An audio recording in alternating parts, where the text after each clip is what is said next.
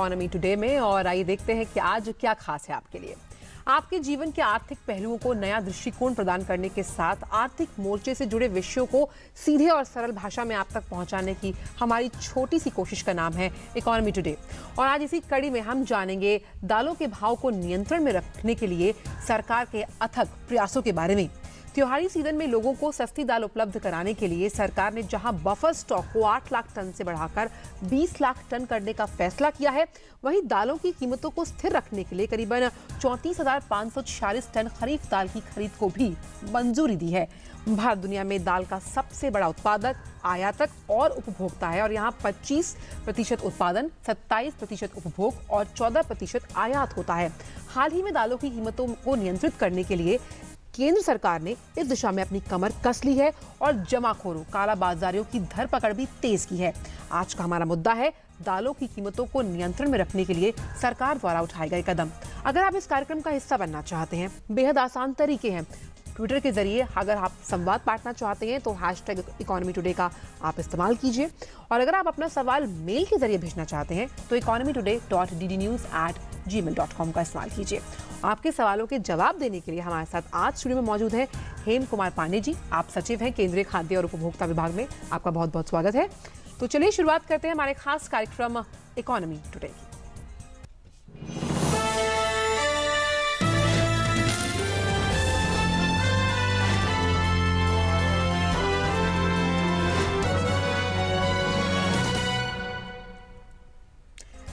पिछले साल मानसून की बेरुखी की वजह से देश में दलहन का उत्पादन कम हुआ, जिसकी वजह से दालों के दाम में अचानक बढ़ोतरी देखी गई।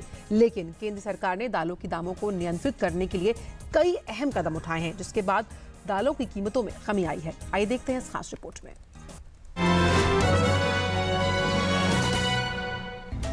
दालों की बढ़ती मांग और लगातार बढ़ती कीमतें सरकार के सामने एक बड़ी चुनौती के समान हैं। पिछले साल देश में दालों का उत्पादन कम होने से अचानक दालों के दाम आसमान छूने लगे थे, जिससे आम लोगों की थाली में दाल कम ही देखने को मिल रही थी। इसको देखते हुए केंद्र सरकार ने आम लोगों की थाली तक दाल पहुंचाने के लिए कई अहम कदम उठाए हैं, जिससे लगातार दालों के दामों में कमी आ रही है। सस्ते दाम पर दालों की सप्लाई सुनिश्चित करने के लिए सरकार ने इनका बफर स्टॉक बनाने का फैसला लेते हुए बफर स्टॉक को मौजूदा 8 लाख टन से बढ़ाकर 20 लाख टन कर दिया, जिसमें से 10 लाख टन का आयात होगा। वहीं बाकी 10 लाख टन दाल घरेलू बाजार से खरीदी जाएगी। बफर स्टॉक के लिए सरकार प्राइस स्टेबलाइजेशन फंड से पैसा मुहैया कराएगी। देश में दलहन उत्पादन को बढ़ावा देने के लिए केंद्र सरकार ने दालों के न्यूनतम समर्थन मूल्य में बढ़ोतरी करने के साथ ही दलहन के लिए MSP के अतिरिक्त 425 रुपए प्रति क्विंटल तक बोनस देने की घोषणा की है। इसी का नतीजा है कि इस साल देश में दलहन बुआई के रकबे में 35 से 38% तक का इजाफा हुआ है।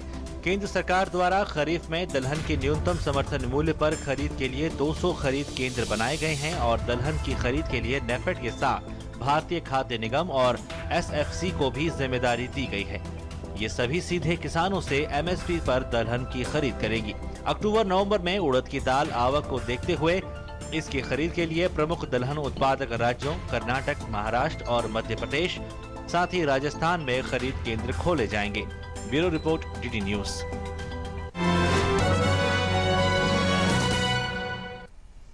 और हमारी तमाम जिज्ञासाओं को शांत करने के लिए और साथ ही हमारे तमाम सवालों के जवाब देने के लिए हमारे साथ हेम कुमार पांडे जी मौजूद हैं।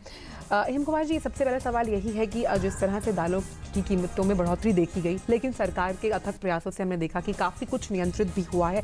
ऐसे में प्राइस स्टेबलाइजेशन फंड की अगर बात की जाए, MSP को नियंत्रित करने की बात की जाए, साथ ही बफर स्टॉक, इन कदमों से किस तरह से फ़ायदा मिल पाएगा?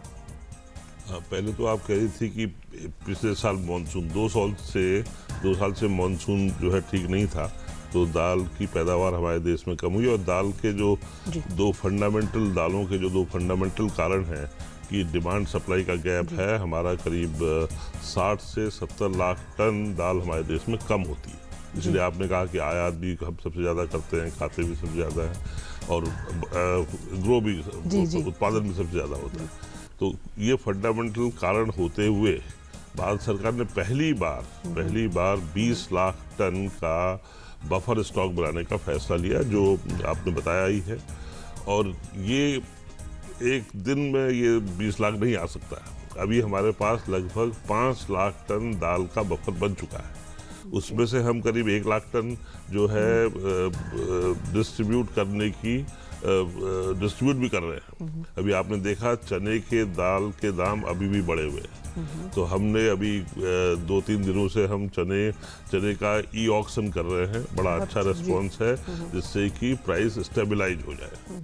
लेकिन चने में आपको ये बता दूं कि पिछले 2 साल में जो मॉनसून की खराबी की वजह से 20 लाख टन चना कम पैदावार हुआ है हमारे देश में, तो वो कहीं ना कहीं तो करेगा। इसलिए जो दाम बढ़े हुए हैं उसी कारण से हमने बहुत कोशिश की। भारत सरकार ने देखिए अरहर के दाल के दाम बहुत कम हो गए हैं, उड़द के कम हो गए हैं, मसूर और मूंग बड़ा अच्छा चल रहा है। तो सिर्फ चना और चने का मैंने कारण बताया 20 लाख टन कम हुआ है इस वजह से। और अब हमारा जब बफर बन जाएगा, क्योंकि इस बार और दूसरा हमारी परेशानी ये हुई कि ऑस्ट्रेलिया से जो चना आता है वो चना भी जो है इस बार देर से आ रहा है, क्योंकि वहाँ बारिश होने से वहाँ फसल खराब हो गई। अच्छा। तो इसलिए वो हमारा अब तो चना जो मार्च के बाद, अब चना मार्च से आएगा। ये तो फसल अब तो चना बोया जा रहा है। इस बार चने के बीज की बहुत ज़्यादा डिमांड है। हमारी एजेंसी नेफेड सप्लाई कर रही है चना किसानों को, तो इस बार तो खैर अच्छा होगा। लेकिन अभी ये 2-3 महीने और 1 महीना मेरे ख्याल से उसके बाद चना। और चना आपको बता दूं कि हमारी जो दाल का जो खपत है, अगर हम 20 मिलियन टन जो हमारे देश में जो दाल की पैदावार होती है उसमें आधा चना होता है। 8 से 10 मिलियन टन चना होता है, और उसका भी आधा जो है चना मध्य प्रदेश में होता है।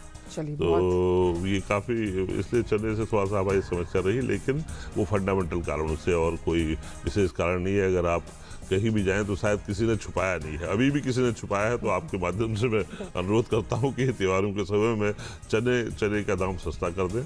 हमारे केंद्रीय भंडार, हमारा नेशनल कोऑपरेटिव कंज्यूमर फेडरेशन दालों को, ये चने को 77 रुपया और 88 रुपये में चने की दाल बेच रहे हैं। और एक चीज़ और बता दूं, चना बेसन बनाने में भी काम आता है, तो वो भी जो है थोड़ा सा समस्या है, लेकिन समाधान है। और अब देखिए बफर हो जाएगा, स्ट्रेटजिक सेल होगी, प्राइस स्टेबलाइज होंगे, और आगामी वर्षों में तो आपको अच्छा ही रहेगा। सर बिल्कुल समस्याएं हैं, समाधान भी हैं और प्रयास जारी है। लेकिन एक चीज़ जो लगातार हम कई बार समझते भी आए हैं, सुनते भी आए हैं, पेपर्स में पढ़ते भी आए हैं, वो है काला बाजारी जो होती है या जमाखोर। इनके लिए सरकार किस तरह के कदम उठा रही है ताकि इनकी धरपकड़ तेज़ हो? और जैसे कि आपने बताया कि केंद्रीय भंडार जो है सरकारी केंद्र है, वहाँ पर तो दाल का जो रेट है वो उसी भाव पर मिलती है, लेकिन कोई दुकानदार हैं जो उसके प्राइस से ज़्यादा उसको बेचते हैं, जिसके लिए जो मंत्री हैं उन्होंने साफ तौर पर भी कहा है, रामविलास पासवान जी ने, कि अगर आप एमआरपी से ज़्यादा बेचेंगे तो आपकी खैर नहीं है। देखिए अरहर और उड़द में तो उसका असर हुआ जी, चने में असर इसलिए नहीं हुआ कि चना है ही नहीं, छिपाने के लिए भी चना नहीं जी जी है ना। और तो इसलिए वो कहना, और पर उसमें हमने उड़द और उसमें जो है अरहर में जितना भी था सब निकल आया है, और दाम गिर रहे हैं। और इस बार तो बिल्कुल अब अच्छे दामों पे अरहर और उड़द मिलेगी, और जब मार्च में फसल चने की आएगी तब चना भी सही हो जाएगा। Mr. Pandey, now when we talk about the complete trend, earlier the minister, the Food and Consumer Affairs Minister, he said that a month ago maybe, that the government will not lift the stock limits on traders, as the government wants to see that the downward trend should be a permanent phenomenon. What exactly is the status of this downward trend at this moment, sir, with respect to the prices of pulses? This is a crucial issue. Every citizen will be looking towards this downward trend what government is talking about. Yeah, in fact, government has again enabled state governments are again, we have empowered state governments to impose stock limits as and when needed and as and where required. And it depends on the state governments, because they have the supply chain, they know the farm, they know the mandi, they know the market, And as you know, in our country, across the country, pulses are not produced. As I said, half of the chana comes from Madhya Pradesh. Yes. So obviously, stock limits there or en route impact. So that's why Government of India has empowered state governments, and state governments are free to impose. And as you know, last year Madhya Pradesh had not imposed stock limits on chana. Yes. You know, and that was their conscious decision, I guess, and we are okay with that. I mean, now you can see the results, but you know, it's that way. It's that way. So and then if the production increases, so government, he also said that the government will directly buy pulses from the farmers from using this price stabilization fund. Yeah. But then we've seen some the serious lack of rainfall in the last 2 years. But now this time it is slightly better. Now can we expect that the production will be beyond the expectation this time? Yeah, see, already 30 to 40% increase in sowing has already taken place. Yes. Right? So we are going to get, we are expecting we will be crossing 20 million ton limit for the first time. In India, I think we are going towards maybe it will be 22 millions. Yes, You know, okay. so because farmers have been encouraged, and the MSP has been, you know, and it's growing. MSP has been, and over and above bonus has been given. Okay. And for the first time, as I said, you know, this is very important, and all must understand that Government of India for the first time is procuring pulses. You know, it has never happened before. And this time even moong, you know, as soon as it came to the market, the Government of India was there to procure it. And today, as you said, 200, it's around 400 centers are working right now. The NAFED, FCI, SFAC, our three procuring agencies are there all around in the country. Wherever there are mandis bringing moong, and we are buying urad, and we are waiting for the arrival of tur. As soon as it comes, we will start procuring government is tur stepping also. up this procurement of pulses in Kharif season. See, this has been the strategic decision, and this has just been taken. It's been a year, and it takes time because crops don't grow throughout the year. Absolutely. You know, Rabi season, Kharif season. Absolutely. As I said, chana, the new chana will only come in March. Yes. अलग-अलग उनके मौसम Yes, so if you think that everything is there, it's not that easy. One should understand farm, one should understand the cycle of crops, the season, and the you know, and entire country doesn't eat also. You know, it's True. A particular pulse. So it's a very interesting scenario, and but government is there to help the consumers. To bring down the prices. We monitor it daily. We monitor Sure. prices daily across the country. चलिए, तो आपकी थाली में दाल का स्वाद बना रहे इसके लिए सरकार तो काम कर ही रही है, और साफ तौर पर कहना है कि कोशिशें यही हैं कि सामंजस्य बिठाकर इस जो दिक्कत है उसका निपटारा किया जाए जल्द से जल्द, और बहुत ही बढ़िया तरीके से नियंत्रण में लाने के लिए कीमतों को काम किया जा रहा है। लेकिन फिलहाल वक्त एक छोटे से ब्रेक का है। ब्रेक के उस पार बहुत सारे ट्वीट्स और जीमेल इंतजार कर रहे हैं वेंकट, और हम आकर कोशिश करेंगे कि आपके सवालों के जवाब दे पाएँ। एक छोटा सा break.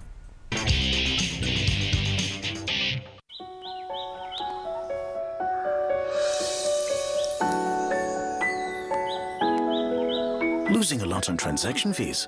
Become a member of the BSE and pay 99% less. BSE, experience the new. Sensex is sensational. Is the darling of everyone. I am Vallabh Bansali. I've been associated with the BSE since 1981. Come, feel the financial pulse of the nation. S&P BSE Sensex, India's index, the world tracks. To benchmark against Sensex is to benchmark against 30 best Indian companies. I am Dinesh Thakkar. I am associated with BSE since 1987. Come, feel the financial pulse of the nation. S&P BSE Sensex, India's index, the world tracks. Mood of the nation is always in tandem with Sensex.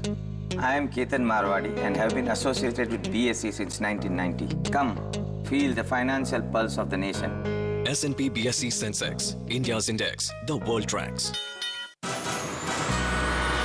Increase your playing field. Introducing S&P BSE 100, India's most broad-based derivatives traded index.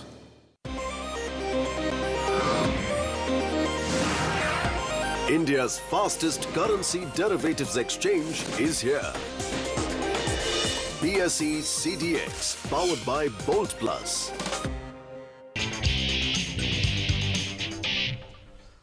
Welcome back to Economy Today. Without any delay, let's have a look at the questions, what we're getting in on our Twitter and Gmail handles. Let's have a look at our first question, which we got now on the show.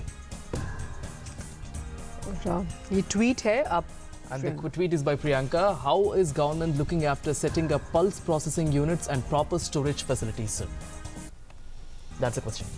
Yes, that's second challenge. Major challenge was to create a buffer stock when demand supply is adverse. You know, that's the biggest challenge. Government of India has taken upon that challenge. Now, second is how to store pulses. You know, we have enough space. Space is not an issue, but state of the art storage facilities will come in due course. I mean, we have a bit, but you know, it won't meet our entire requirement because we have wheat and rice also we procure in large quantities and some other crops also. In due course, and I think we will establish public-private partnerships and we'll encourage private players to add value in our procurement system from farm to table, and I guess with the two coming together we will definitely improve and we will be there for having state-of-the-art storage facility in the country so far as pulses are concerned. Just wondering of this FCI and all these the procurement agencies, even though they have storage facilities, don't they serve the purpose at this level currently? They do. In fact, currently that's what we are doing. Yes. That's what we are doing. But you know, the challenge is to improve every time. Yes. Pulses. One can retain those pulses for 1 to 3 years. That's what we are gathering. In fact, you know, it's all learning. Yes. Once we started, when the supplies became short, and we have an experts team. Experts are letting us know how to improve with the existing system, how to store pulses for a long time. Currently, the pulses that we have procured have not yet attained 1 year. You know? Oh yes. So let's see. I mean, it's a new. So parallelly, we are conscious of this, and certainly will improve on these aspects as well. Right. चलिए, तो अगला tweet है doctor Alka Singh का। ये देखते हैं कि वो क्या पूछना चाहते हैं। डॉक्टर अलका सिंह का सवाल है कि looking to fluctuating price hikes would pulse price management be able to resist people from opting PPM public private management I suppose while cooking pulses. मतलब फ्लक्चुएटिंग प्राइस मैनेजमेंट की वजह से अगर जो लोग यूज़ करते हैं पल्सेस, क्या लगता है आपको कि कहीं ऐसा ना हो कि तो हालांकि ये मुश्किल है दालों को नहीं दालों का एक तो हमें मेरे ख्याल से बिक्स सिर्फ हम 2-3 दालें ही ज़्यादा पसंद करते हैं, अरहर, दर तूर, उड़द एंड चना। अगर हम अपनी बास्केट को थोड़ा बढ़ाएं, क्योंकि प्रोटीन सोर्स हमारी सब दालें बिल्कुल है नहीं, मूंग, मसूर, उसके अलावा मटर है और बाहर से भी येलो पीज आते हैं और काफ़ी यूज भी हो रहा है। तो हम तो चाहेंगे, हमारे मंत्रालय ने पहले भी लोगों को, उपभोक्ताओं को समझाने की कोशिश की थी और अल्टीमेटली उपभोक्ता फैसला करेंगे। लेकिन प्रोटीन का सोर्स सिर्फ ये 3 दालें ही नहीं हैं, और भी बहुत सी दालें हैं, और सबका मिक्सचर किया जाए, मिलाया जाए, मिला के अगर दाल खाई जाए तो nothing like it, you will get good protein source. तो वो एक हम प्रचार प्रसार करेंगे, लेकिन अल्टीमेटली मेरे ख्याल से थोड़ा सा हमें उपभोक्ता को थोड़ा सा आगे आना होगा। बिल्कुल, सप्लाई जहाँ प्रॉब्लम है। बिल्कुल, और किस तरह से हम कोशिश करते हैं कि उपभोक्ता भी आगे आए और वो भी सरकार की अगर मदद करते हैं तो काफ़ी उससे फ़ायदा होता है। सर, अगला सवाल लेने से पहले एक छोटी सी चीज़ मैं आपसे जानना चाहती थी कि जिस तरह से हम, चलिए पहले हम ये सवाल देख लेते हैं कि ये हर साल होता है कि जो हम दालों की कीमतों में बढ़ोतरी देखते हैं, या शायद यही पूछना चाहते हैं Ganesh Kohli ji, why does not the government take measures early to festive season to prevent this situation? यानी कि त्योहारी सीजन पे ही हम कोशिश करते हैं कि इस तरह के कदम उठाए जाए, इसको पहले से ही तैयारी क्यों नहीं की जाती? Yes, as I don't agree with Mr. Ganesh Kohli in toto. This time, and as I said, accepting chana, in fact, the consumer price index just before the festive season was 3.88 as against 5.41 or something, and mainly because pulses and vegetable prices had normalized. So I don't agree with him. We did take advance action. Chana, as I said, fundamental region was so bad that 2 million tons of chana is not there. It was not produced. imports are not bringing, because the chana from Australia is not yet ripe to arrive in India. It's coming in November. And we are getting 100,000 tons of chana government of India is importing. So but just have patience. We have taken advance action this time, and that's how the prices are almost near normal. Yes. And we have another question on Twitter too. Let's have a look at that question on Twitter. What we got is the third tweet today. Let's have a look at that tweet. It's by Santosh Kumar V, and the question is: India is traditionally an agriculture country. We self-sufficient in food grains, pulses, or we need to import procure. In fact, Mr. Pandit, the boost has been given to the domestic exports and imports as well on this front. If you can answer that question in those lines. No, he's right.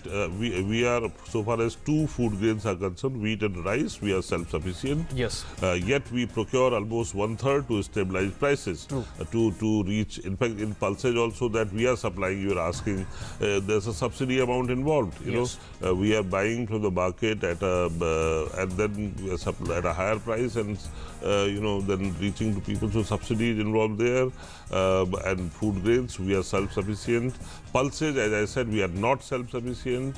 We are sort of 6 to 8 million tons. 60 से 80 lakh ton कम पैदावार होती है, तो नहीं होती है. तो उसको अब इस बार this time it's going to go up, as I said, 30-40%. It's rain dependent. That's at last 2 years. So these are so pulses and oil seeds. On oil part, we are almost half of our oil comes by import. Pulses 1/4, and oil almost 50% comes by import. So we have to pull up our socks for increasing productivity in pulses as well as oil seeds. Right. Mr. Hemkumar Pandey, thank you very much for coming to our studio, sir, and then giving your answers to all these questions, because this is a very crucial issue when we talk about pulses, and you've given as many answers as possible for the questions what we got in, and you've cleared many doubts as well. Thank you very much for coming to the studio. Thank you so much. Namaskar. शुक्रिया. तो कोशिश हमने यही की कि आपकी जितने भी सवाल हैं उनके जवाब हम दे पाएँ, और साफ तौर पर सरकार की पूरी कोशिश है कि जो भी दालें हैं या फिर अगर उनकी कीमतों में बढ़ोतरी दिखाई जा रही है, लेकिन सरकार भी काम कर रही है इसके लिए, और ख़ास तौर पर हमने देखा कि किस तरह से कीमतों में कमी भी आई है, जिस तरह से प्राइस स्टेबलाइजेशन फंड की बात की जा रही है, MSP को न्यूनतम करने की बात की जा रही है. तो फिलहाल चिंता की बात नहीं. जो थोड़े बहुत कारण हो सकते हैं, जैसे कि बताया हेमकुमार पांडे जी ने कि मौसम की साइकिल कुछ ऐसी है, लेकिन जहां तक कोशिश है सरकार काम कर रही है. But in fact, there is significant improvement that is seen in the complete situation. Well, that's what is the output what we can get through from this show at this moment. Well, that's all in the show. Stay tuned to DD News for more other updates. Thanks for watching. Namaskar. नमस्कार.